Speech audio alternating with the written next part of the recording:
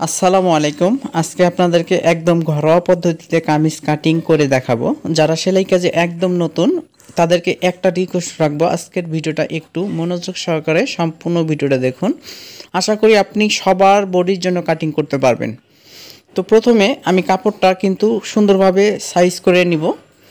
তো এখানে যেহেতু সুতি প্রিন্টের থ্রি পিস, এটা কিন্তু আমি দুইটা পার্ট একসাথে কাটিং করব, মানে সামনের এবং পিছনের পার্ট।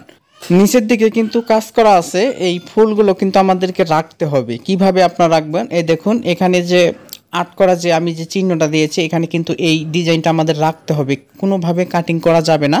আমরা তাহলে কি করব, নিচের দিক দিয়ে সামনের মাপ দিব, যে আমাদের লম্বার মাপটা কতটুকু হবে। দেখেন সামনে থেকে যদি আমি মাপ দেই তাহলে আমাদের মাপ অনুযায়ী কিন্তু এখানে কাটা পড়তেছে, মানে যত মানে লংই আপনি করুন একটু না একটু আমাদের এখান থেকে চলে যাবে, সেখানে আবার সেলাই মার্জিন আছে, আপনাদের অনেক সমস্যা হবে।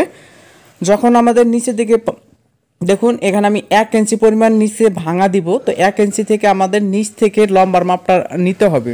তো আমি যে মার্কটা দিলাম সেই মার্ক অনুযায়ী আমাকে লম্বার মাপটা নিতে হবে। আপনি কতটুকু লম্বা নেবেন সেই অনুযায়ী হাফ ইঞ্চি বাড়িয়ে নেবেন, যেহেতু কাদের যে সেলাইটা আছে। এরপরে আমরা মার্কটা টেনে নেব, এটা হচ্ছে আমাদের মেন লম্বার মাপ, এবং হাফ ইঞ্চ আমি নিলাম। এখানে অবশ্যই আমাদের বডি অনুযায়ী কিন্তু অবশ্যই আমাদের পুট, মোহরি, আরমহল এগুলো আমাদের নিতে হবে।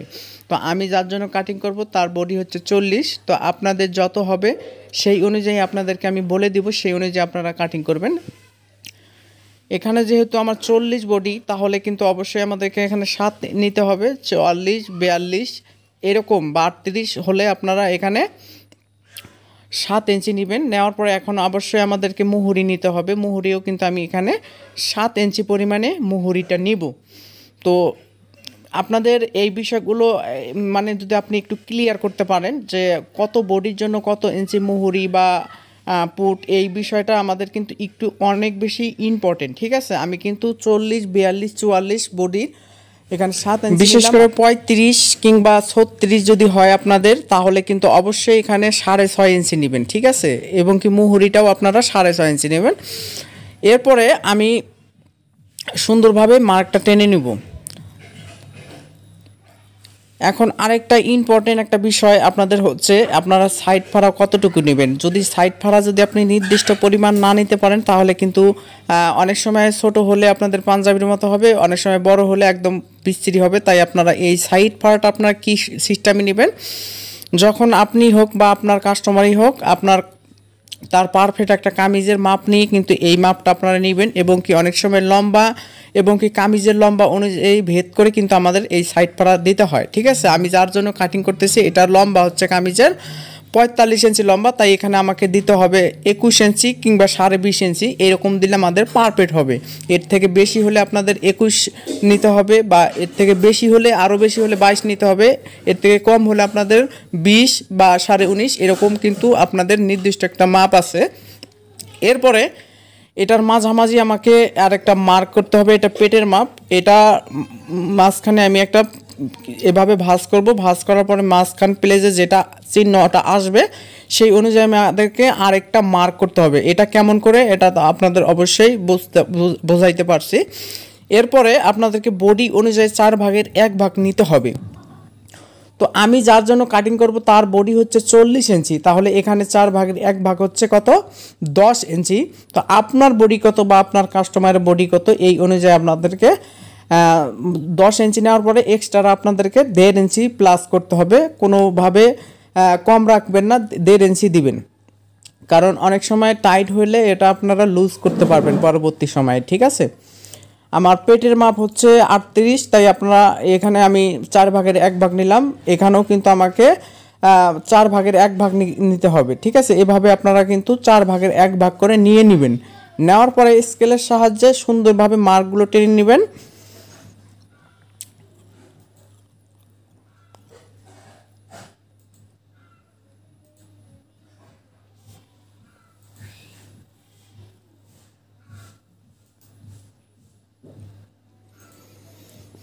তো আমি মেন যেটা বডির মাপ সেটা নেওয়ার পরে এক্সট্রা 1.5 ইঞ্চি নিচ্ছি। এখন আমাদের যেটা করতে হবে, এখন আমাদের মুহুরির শেপটা দিতে হবে। সুন্দরভাবে মুহুরির শেপটা আপনারা দিয়ে নেবেন।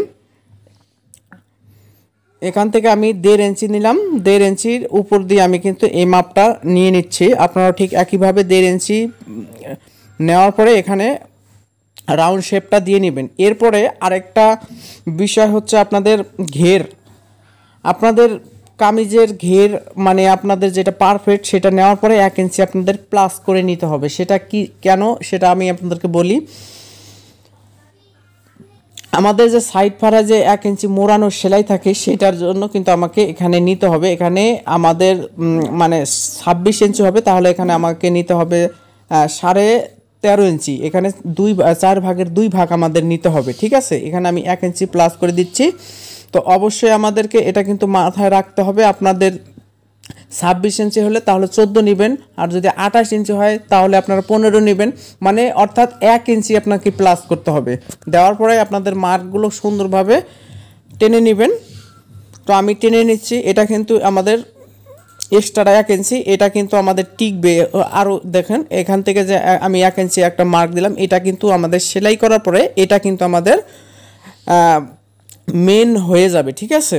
অবশ্যই এই বিষয়গুলো আপনাদেরকে মানে যদি অনেক সময় মনে থাকে না, আসলে মনে না থাকলে কিন্তু পরবর্তীতে আপনি কামিজ সেলাই করবেন তখন কিন্তু আপনাদের ঘেরটা ছোট হয়ে যাওয়ার সম্ভাবনা থাকে অনেক বেশি। তাই এই 1 ইঞ্চি আমি নিলাম যাতে আমাদের পারফেক্ট হয়। এরপরে এখন আমার মার্ক অনুযায়ী আমি এখন কাটিং করব। আপনারা ঠিক সুন্দরভাবে মার্ক অনুযায়ী আপনারা সুন্দর করে কাটিং করে নেবেন। তো বোঝার যদি কোনো জায়গায় সমস্যা থাকে তাহলে অবশ্যই কমেন্টে জানাবেন, আপনাকে রিপ্লাই দেওয়া হবে অতি শীঘ্রের মধ্যে। এরপরে এখানে কিন্তু অনেক সময় কোণা দাঁড়িয়ে পড়ে, তো এই কোণাটা আমাদের 1/2 ইঞ্চির মতো, এই কোণাটা একটু সেটে দিবেন। এভাবে আমি একটু 1/2 ইঞ্চির মতো কোণাটা সেটে দিচ্ছি, তাই আমাদের কিন্তু কোণাটা ঝুলবে না, অনেক সময় ও ঝুলে পড়ে। এখন আমি আপনাদেরকে দেখাবো হাতাটা কিভাবে আপনারা কাটিং করবেন। হাতাটাও কিন্তু একই নিয়মে আমাদের এই ডিজাইনটা রাখতে হবে, তাহলে আমাদেরকে মাথা থেকে মানে হাতার মুখ থেকে আমাদের লম্বার মাপটা নিতে হবে। এখানে আমি 1 ইঞ্চি মুড়িয়ে সেলাই দেওয়ার জন্য এখানে আমি লম্বা নিব হচ্ছে 17 ইঞ্চি। তো 17 ইঞ্চি নেওয়ার পরে এখানে যে হাতার যে সেলাইটা আছে অবশ্যই 1/2 ইঞ্চি চলে যাবে, তাই আমাদেরকে 17.5 ইঞ্চি একটা মার্ক করে নিতে হবে। তো 17.5 আমি একটা মার্ক করলাম। এরপরে যেহেতু এটা 40 বডি বা 40, 42, 44 হলে এখানে আমাদেরকে 4.5 ইঞ্চি একটা মার্ক করে নিতে হবে। তো 4.5 ইঞ্চি মার্ক করার পরে এখন আমাদেরকে যেটা করতে হবে, এখান থেকে আমাদের 9 ইঞ্চি, যখন আমাদের এখানে 42, 44 হবে তখন কিন্তু আপনারা 9.5 ইঞ্চি নেবেন। তো এরপরে আমাদের এই শেপটা এইভাবে দিতে হবে। আপনাদের আরেকটা কথা আমি আপনাদেরকে বলি, আপনারা আগেই কিন্তু তালপাট কাটবেন না। কাটিং করার সময় তালপাট কাটলে অনেক ভেজাল হয়ে পড়ে, তাই আপনারা সেলাই করার সময় তালপাটটা কাটিং করে নেবেন, ঠিক আছে। হাতার মুখ কতটুকু, এরপরে আমাদেরকে যেটা করতে হবে হাতার এখানেও কিন্তু 1 ইঞ্চি প্লাস করে নিতে হবে পরবর্তীতে টাইট বা লুজ করার জন্য। এরপরে শেপ কাট দিয়ে আমি কিন্তু মার্কগুলো টেনে এখন আমি মার্ক অনুযায়ী হাতাটা কাটিং করব।